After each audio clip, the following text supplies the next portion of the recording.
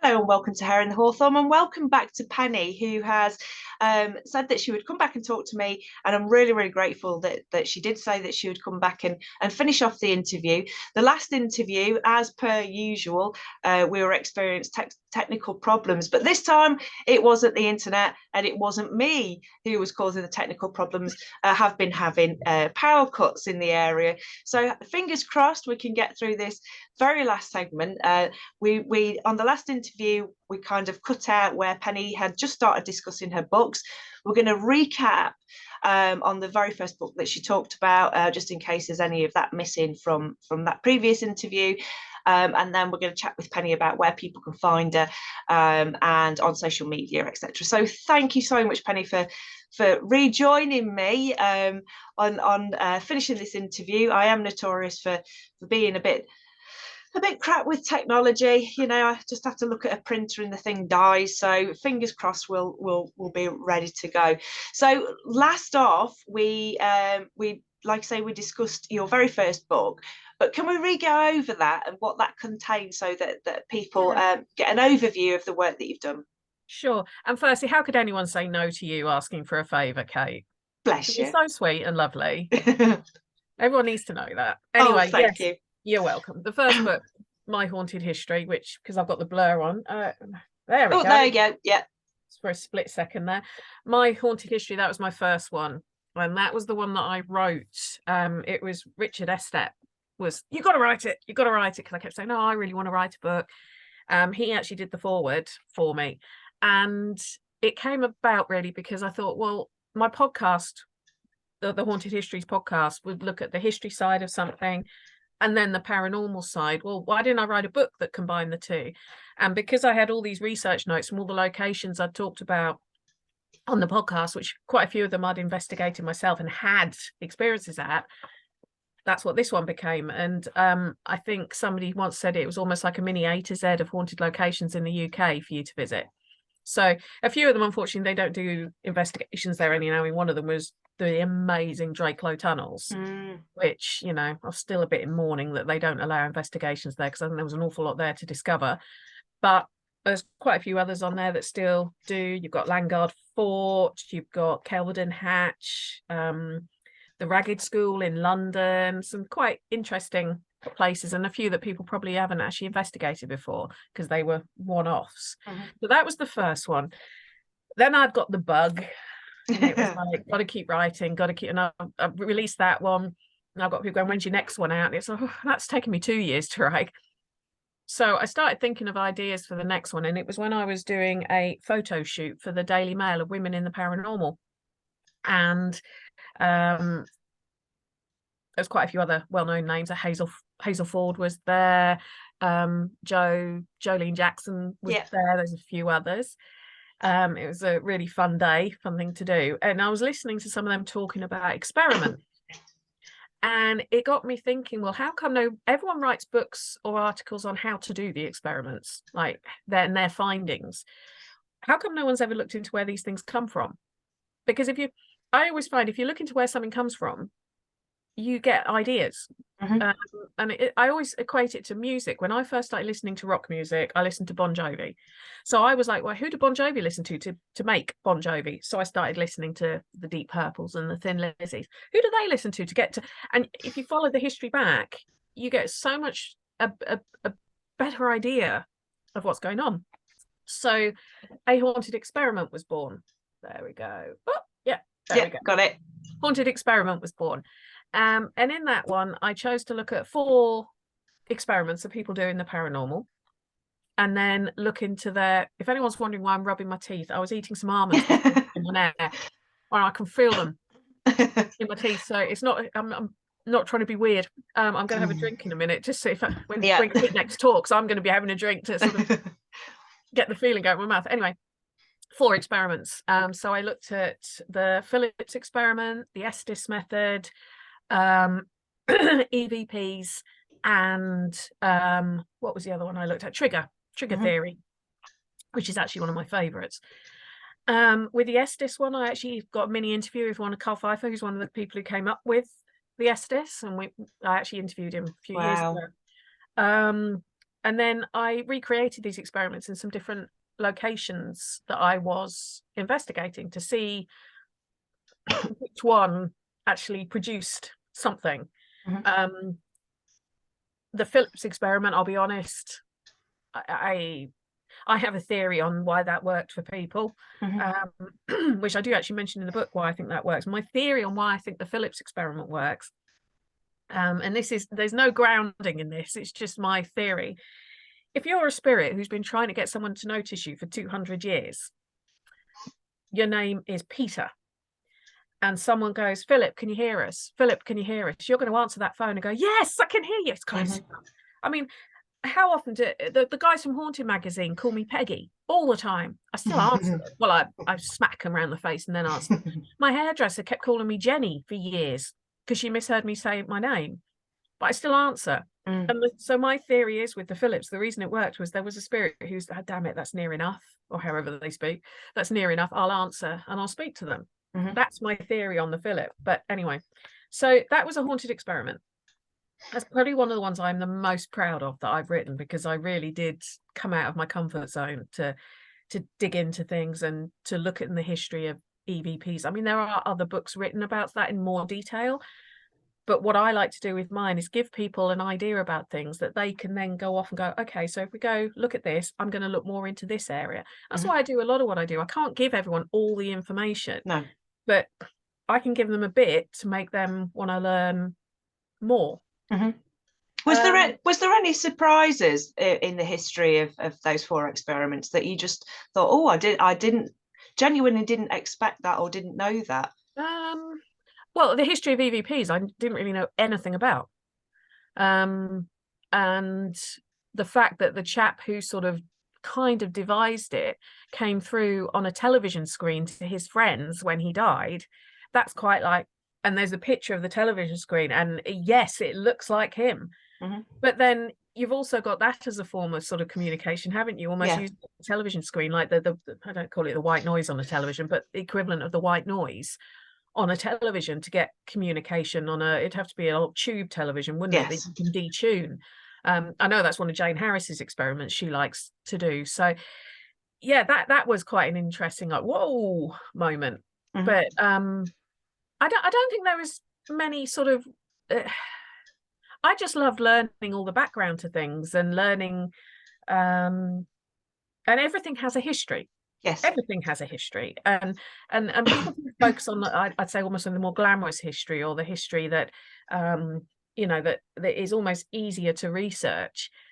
I like looking at individual things. I like, when I research a haunting, I don't assume it's the famous name associated with the place. I always say, well, question it. Don't assume that it's one person when this person, if you dig into it, could be them.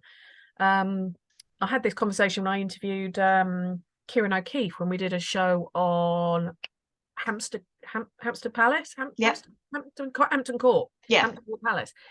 And I was saying, how do people know that it's Catherine who's meant to be wailing down that corridor? It could actually be her lady in waiting who's really upset that she's just, we assume. And he said, oh, well, it's because they've seen the dress and everything. Yeah, but the ladies in waiting used to wear quite grand dresses as well. It's there's always an assumption as to what or who it is.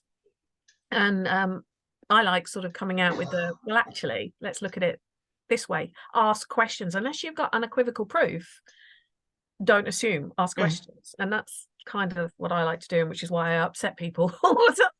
No, I don't. I'm in your camp. I think when we start assuming things, it kind of cuts us short into deeper exploration into what we're looking at. If we do assume it's the big names, the kings, the queens, the lords, the ladies, all those names that we can see historically, it can cut short communication. It can cut short how we interact, the experimentation that we do. So I'm definitely in your camp. It's just keep an open mind, and even when spirits come through and say, hi, I am Henry VIII, you go, all right, then prove it. We need some proof that you are Henry VIII, because let's face it, if I was a ghost and I was wandering around, I would be a trickster. There's no way I wouldn't want to have some fun with it. But that's my thing when I'm doing some kind of calling out session, and they'll be like, did you kill someone? Yes, I was murdered. Mm-hmm. And I'll be like, really? Really? You were murdered? Yeah, what year were you murdered? 1873. Well, there's going to be proof for that. So are you telling me the truth? No. I Yeah. mean, but people get so excited when they hear I was murdered, I murdered someone, everything. And it's just like, just take that they might be kind of going behind, and I mean, not taking the traditional was why I wrote the most recent article I did for Haunted Mag about the Tower of London, because when everyone and I was lucky enough to visit there and go behind the scenes there when someone I know was living. Oh yeah, a friend of mine, Wow. his dad was the constable of the Tower until last summer, and I'll shout him out. It's a really funny comedian called Tom Horton, and he's got a tour coming up as well if this goes out in time. But yeah, he invited me to the what was the Queen's House, is now the King's House, which is where the constable lives, and I got to see all behind the scenes there. I got to sit on the balcony, and you're watching all these people looking around the tower, and they haven't got a clue you're there, even though you're right. They don't think to look, and people watching, and it was really interesting. But talking to him, all the ghosts that people assume, it's the Henry VIII, it's the Anne Boleyns, it's the Margaret Lepole, all the famous ones, and I sort of started thinking, well, actually, I knew that in World War One there was a load of spies shot here where you park your cars now. Don't you think they might haunt here? Don't you think the soldiers who all trained here for World War One, who were barracked here before they were shipped out to France, don't you think some of them might still be in the moat where they were doing their tents were? But it's almost like, oh no, we don't think about that. Well, it's more likely that one of them's come back than, I don't know, Anne Boleyn. I mean, so that was the point of me writing that article. Is like, when you've got something that's got 1,000 years worth of history, don't assume what you're experiencing is what everyone else has experienced. And one of the things I said in there is that you might hear what you think is a car backfire in the middle of London, but the weird thing is when you're in that tower, you can't hear what's going on outside the walls. Wow. It's really weird. So if you hear a car backfire, yes, it could be one of the Beefeaters driving off. Could it be a gunshot? Mm. And that's my whole sort of question. It's like, there is so many things that these things could be related to. Think big. Yes. Think big. Explore everything. Yeah. And again, I know it sounds quite patronizing when I say that, because sometimes I'll hone in on something that I think it could be, but that's just gut feeling, intuition. It's not assumption. Mm-hmm. Does that make sense? Yeah, totally. I mean, the fact is that the statistics are that everywhere you stand on the planet, statistically on a ratio, is you are standing on somewhere where somebody died. Yeah. So in the space of a house or a building, the multiple layers of deaths that occurred on that land are absolutely huge, and we do forget about ancient histories, and are these spirits still around? So even if you've got something that's of a medieval build, have you got older spirits in that area? You have to keep an open mind. And I think like you say, we all get kind of sapped into the excitement of spirit giving us precise names, times, etc., because that's a rarity, isn't it, within the paranormal realm, that you get a full conversation with a certain spirit and can piece things together, and it is part of the excitement of it, definitely. Which I have been lucky enough to have happen. I have had things like that come through, like full details, like full name and badge numbers, and they have all correlated, which is really freaky, because then they're not famous people. They're not people that you'd already know of. And it was my knowledge, I think it was my knowledge of knowing how the SES was formed in World War II, that I was able to question this person further, but I didn't know who they were. Mm-hmm. I only knew what the SS, the SS was L detachment. It came from Royal Marine Commandos. It was that enabled me to find it out. So yeah, I try to never assume. I mean, we're all guilty of it sometimes, but you try and sort of think. But yeah, I mean, the Tower of London, there is no reason why there aren't World War I soldiers there. or World War One spies, when the amount of them that, when people sort of say, oh, it's the executed people, it's the Anne Boleyn, the Margaret de la Pole, there wasn't that many executions done in the Tower of London. There was actually, I believe there was more World War One executions there than Henry VIII executed people there. So logic would say that they might be coming back. The next book I wrote, I'd gone to visit the British Schools Museum in Hitchin, which was on my very interested in the Poor Laws and everything else, because one of my specialities is the workhouse, the Poor Laws and the workhouse. I really wanted to go and see it, and I got invited there by Sam Bennett and her crew as a guest when they were doing a public investigation. And I got chatting to the curator at the time, and I hadn't even finished A Haunted Experiment at this point. That was coming close to being finished. And Sam was like, oh, Penny's a writer, she's a historian, she's really good. And he said, would you be interested in writing a book for us? And I was like, okay. So I thought, right, I need unfettered access to the premises. I need free unfettered access to the premises. I need access to all the archives that aren't on display, blah, blah, blah. Yeah, no problem. You can have what you want. But we need the book done by a certain time. We need it done, I think it was by beginning of 2021, because that's our anniversary. So this was back in 2019, September 2019. And I'm thinking, yeah, no problem. Because he didn't know what was going to happen at the beginning of 2020. They still needed the book. So I had to kind of contact people who I knew had done investigations at this place to get more information. And I also looked at Hitchin as a bigger picture, not just the school. I did investigate the school a few times myself, and I had some quite weird things happen, especially when I was on my own there one Saturday afternoon. But that's where this one came up, Paranormal Playtime, The School That Never Sleeps. And those two, I don't know if I can get it to focus in again. The two boys, anyway, on the cover are my sons. Oh, lovely. I got them to, and the wonderful Andy Saw, who does all my covers, put this together. So Paranormal Playtime, The School That Never Sleeps, is about Hitchin and the British School Museum, but it didn't have as many investigations at the school that I would like to have done, because I couldn't. And I had to so there's information about the area, trying to build the picture of why Hitchin, that's quite an affluent place now, where the school was one of the poorest areas in the town. It wasn't that far from the town's workhouse, which is normally an indicator that an area is quite low in value. It was full of like little lanes and stuff. And there was a journalist who he went out as a pauper to see what it was like. And he said it was possibly one of the worst areas he'd ever experienced, these lanes that are right behind where the school is. So the school was definitely based to cater for children of no funds. But that one was, that was such an interesting book to write. Joseph Lancaster, who devised the British schools, there's a box of frogs. But he was pretty darned amazing with what he wanted to achieve. And I can't remember the exact quote, but because there's also government stuff in there, like talks of Parliament and everything else. And when they were trying to argue for education, like heavily subsidised education for children, this one politician said, why do we want to teach them to read and write? They won't work for us then.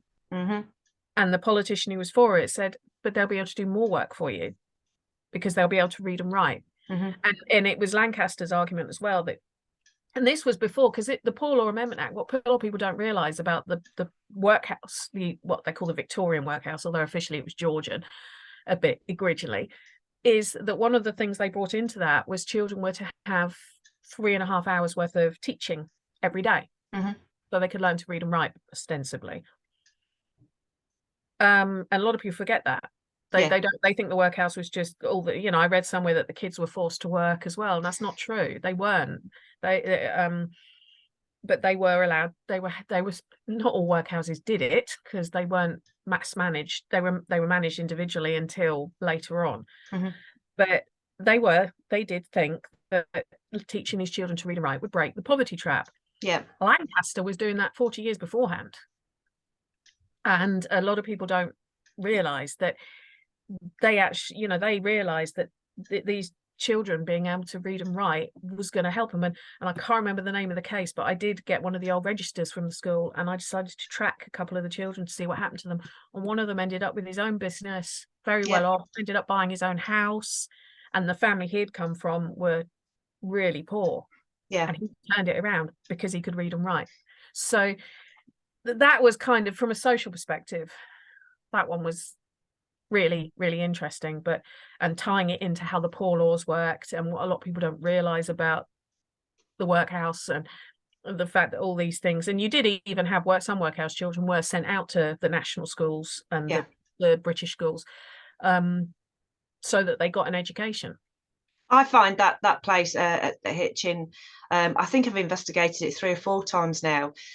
I find it so interesting because it kind of, for me, it made me question why schools would be haunted and by who, and looking at that wider picture. I had some incredible experiences there. EVPs and DVPs were quite often. We also we had movement of objects. So there's a kind of auditorium-y type classroom that's on the slants just off the side of the main hall. I think it was an abacus, and nobody was near it. We were doing a vigil, and I think we weren't mucking about, but we were laughing about something, and this abacus started rocking and then knocked over, and we tried to recreate it, and there was just no chance of doing it. But it made me start thinking, why are schools haunted? What is it about them? And I spoke to Russ Bevan about it on a previous interview.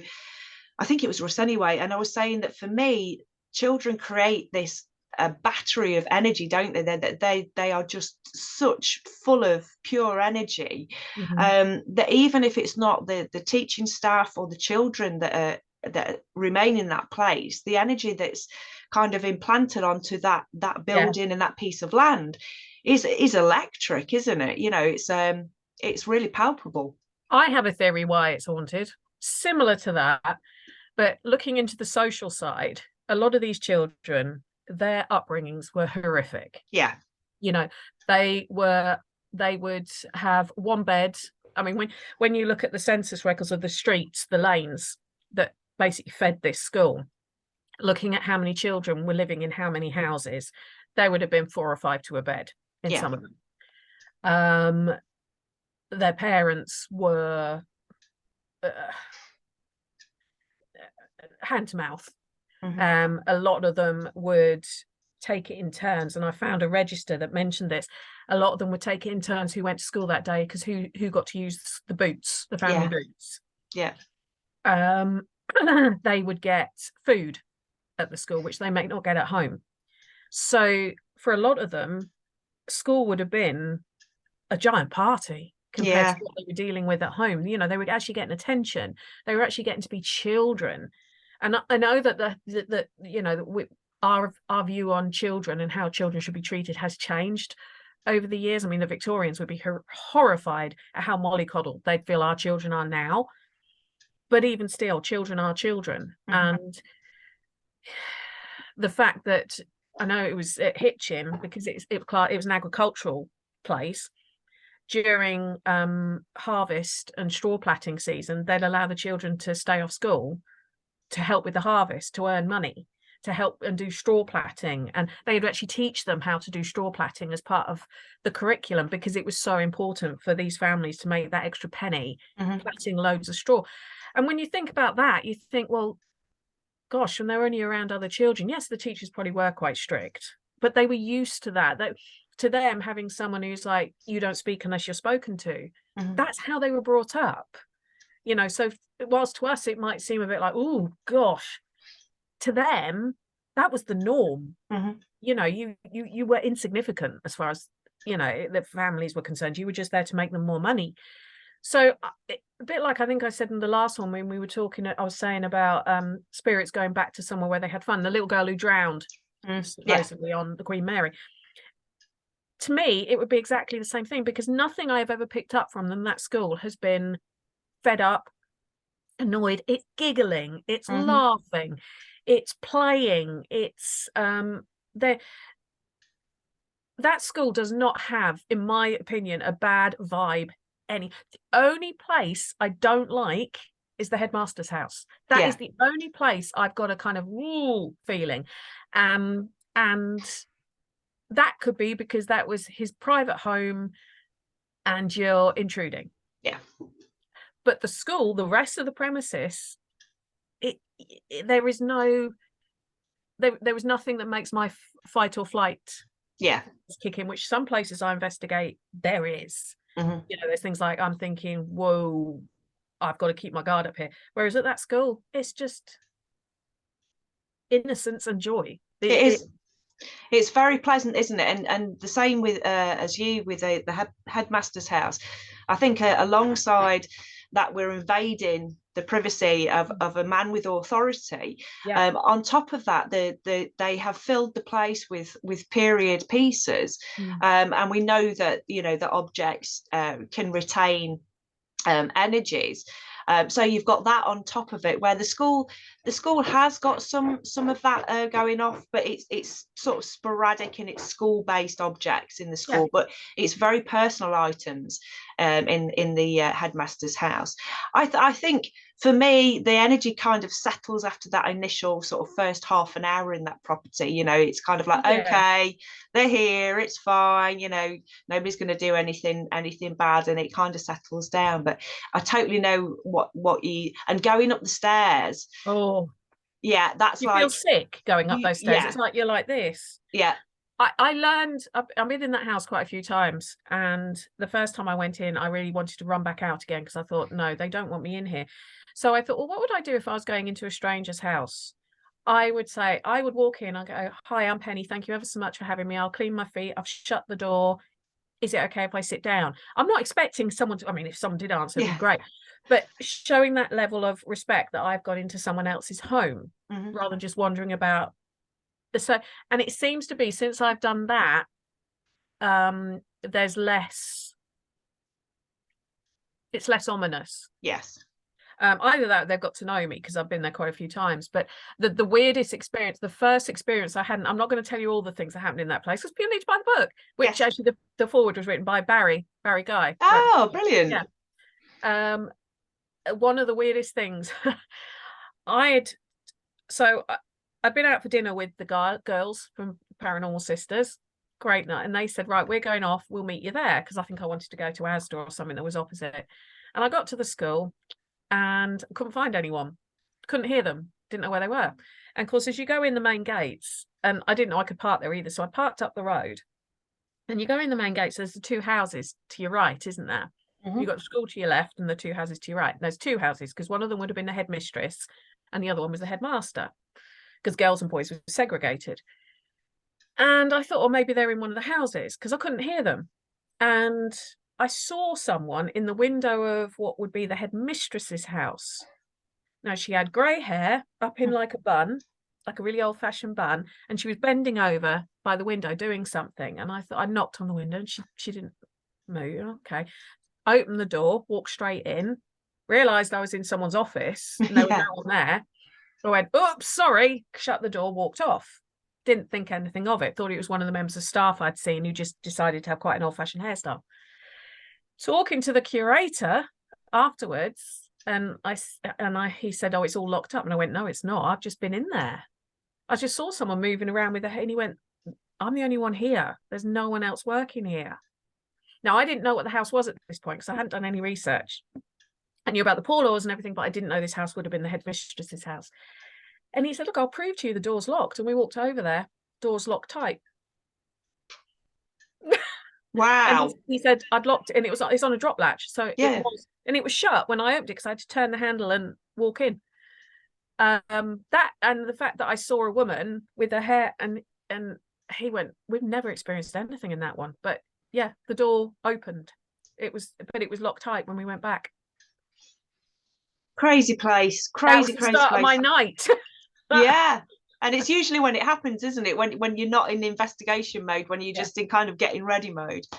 So that's, people need to go out and buy that book to read more about that history. They need to go and visit the school. They need to go and visit that museum. The other thing about it is that is the only surviving British school left that's not been converted into something else.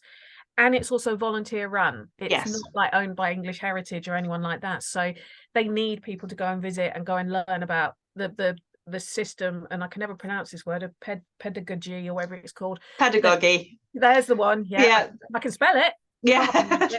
That Joseph Lancaster came up with. Because he also didn't believe in corporal punishment, although some of the methods of punishment they did use, I think, would probably be worse than being lashed. But he didn't believe in corporal punishment. He also, one of the reasons he was always at loggerheads with the national schools is he didn't believe in pushing certain religions. He was non-denominational. I think he was a Quaker.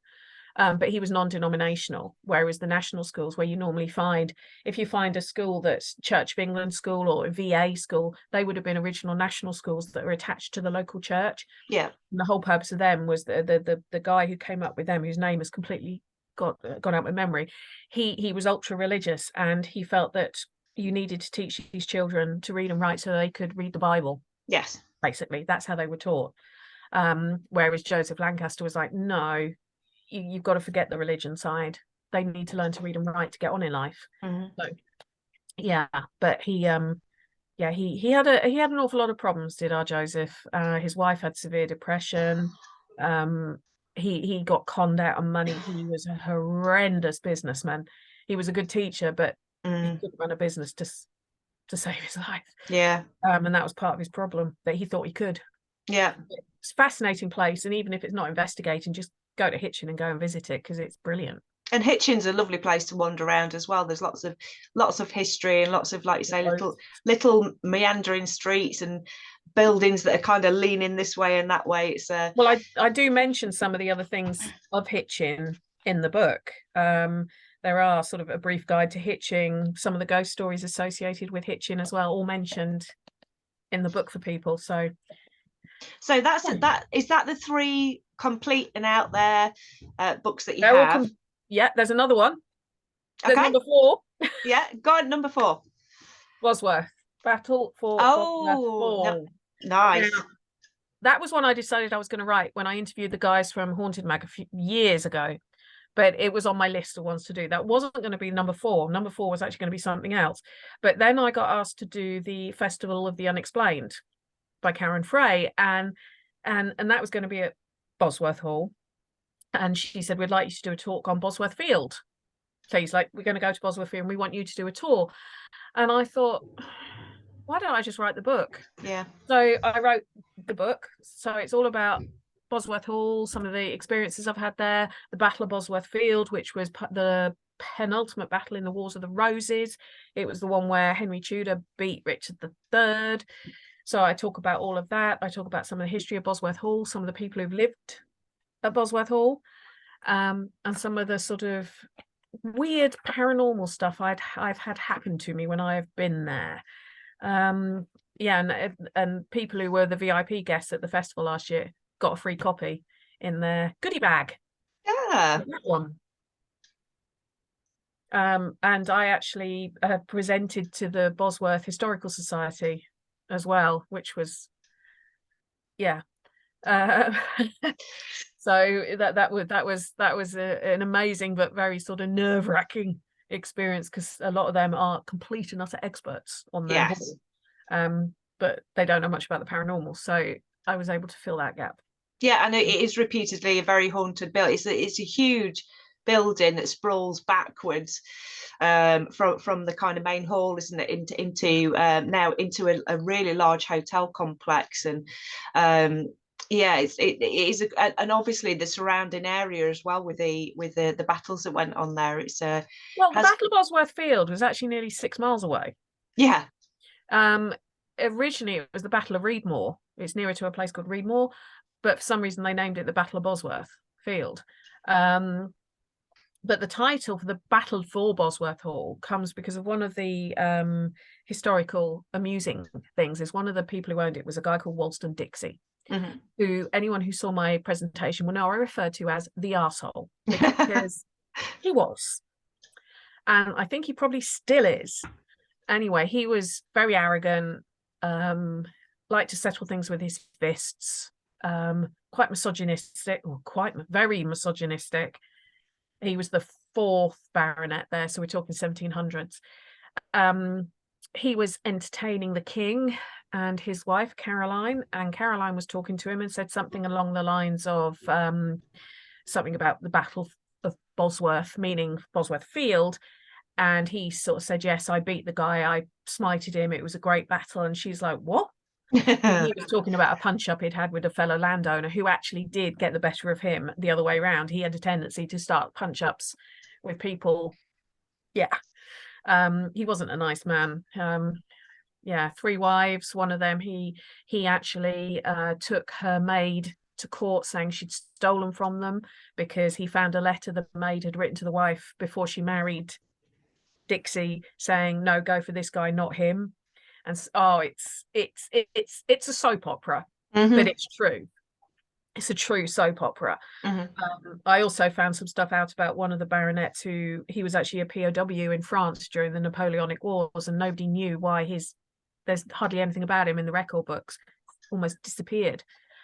And I managed to find his he was at Fleet Prison, which was the debtors' prison, and he had a tendency to gamble, and I think he was the black sheep because he was also unmarried when he joined the Navy at 31, which would have been very unusual. And I think he joined the Navy to get out of his prison sentence for owing money, because that was one of the things they would have done back then. So that's why I think his records were basically cleared, because the family were embarrassed, and even the Historical Society didn't know that when I showed them all that information I found. So it was a very interesting one to write. It's the sort of place I would love to get into when nobody else is there, but unfortunately it's a working hotel.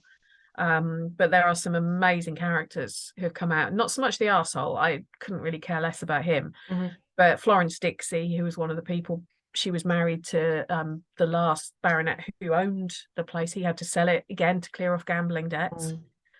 She is amazing. She's an amazing woman. So yeah, that was the battle, and that's why it's called the Battle of Bosworth Hall, because of the mistake that Wollstonecraft Dixie made when he thought they were talking about his Bosworth and not Richard III and the usurper Henry Tudor. That's absolutely fascinating how place names kind of get displaced for many different reasons. It's amazing. So where can people find your books? Because I'm sure everybody's going to be super intrigued to read further on these, especially those who love the historical backgrounds on things. And you have looked at places that probably haven't had the coverage that they would have had in historical sense, but also those who love the paranormal attached to these places. So where can they find your books? They're all on Amazon, or they can contact me direct if they want a signed copy. That's perfect. Simple as that. Simple as that. Simple as that. So type in your name into Amazon, and they'll come up with your books. What other platforms, Penny, can people find you on? And are you okay with people sort of asking you questions and getting in contact with you? Well, Twitter. I'm on Twitter under, I think it's PG Morg is my handle on Twitter. I'm on Facebook, Haunted Histories, my Facebook page. I've got a YouTube channel, which I've really got to get back into doing stuff on. They're the best ways. Or my email is hauntedhistories@virginmedia.com, because I've got the hauntedhistories.co.uk website. Brilliant. And you can contact me on all of those. But yeah, if you ask me a silly question, I might say to you that's a really silly question. Yeah, definitely. So what's the future hold for you? Not sort of divulging too much on, because I know that people have lots of secret squirrel kind of missions on in the future, but what's the future going to hold for you? Book 5 is hopefully coming out around May time, and that's going to be called The Elements of Epping Forest. Oh, nice. That one is all down to Jane Harris. It's her fault, because she told me, she saw the research I'd done when I did the first episode of Help My House is Haunted, and said, you need to put a book together, and it's kind of taken on a life of its own. That hopefully should be out around May time-ish. Jane is actually doing the forward for that one. I am at the Haunted and I'm just looking at my calendar while we're talking. The Haunted Antique Centre Parameet at the beginning of September this year. And then 2 weeks later, I am doing the Festival of the Unexplained again at Bosworth Hall. Loads of different sort of investigations coming up. I'm going to be at Colchester Castle with Haunted Happenings on the 20th. I'm having to look to dates here, 21st of April.